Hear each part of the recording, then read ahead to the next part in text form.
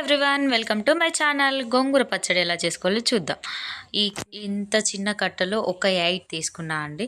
వాటిని గిల్లి నీట్గా ఒక 2-3 టైమ్స్ కడిగి జాలి గిన్నెలోకి వేసుకోవాలి. ఆ తర్వాత ఒక 15-20 పచ్చిమిర్చి తీసుకొని కట్ చేసి పక్కన ఉంచుకోవాలి. తర్వాత స్టవ్ మీద కళాయి పెట్టేసి అందులో ఒక 4-5 స్పూన్ల ఆయిల్ వేసి ఒక స్పూన్ జీలకర్ర వేయాలి. వేగిన తర్వాత కొన్ని వెల్లుల్లిపాయలు ఎక్కువే తీసుకోండి.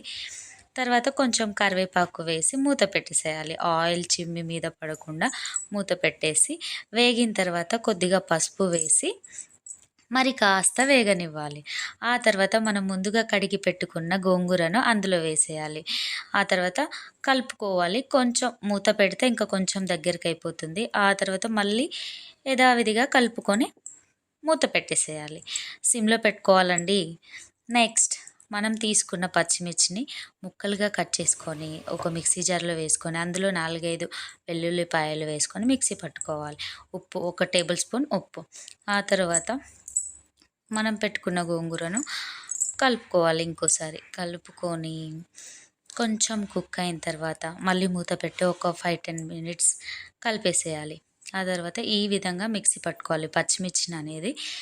ఇంకా ఉడికిందా అలా ఆయిల్ అనేది కొంచెం పైకి రావాలి అండి. ఇంకా ఉడకలేదు, ఇంకా ఒక 5 మినిట్స్ టైం పడుతుంది. ఆ తర్వాత మనం గ్రైండ్ చేసుకున్న పచ్చిమిర్చి వేసుకొని కలిపేసుకోవాలి. పచ్చిమిర్చిలో వెల్లుల్లిపాయ వేయడం వల్ల పచ్చి వాసన అనేది ఉండదు. టేస్ట్ కూడా చాలా బాగుంటుంది. ట్రై చేయండి. అండ్ లాస్ట్లో కొంచెం కొత్తిమీర వేసి కలుపుకోండి. ఇది పూర్తిగా ఆప్షనలే అండి.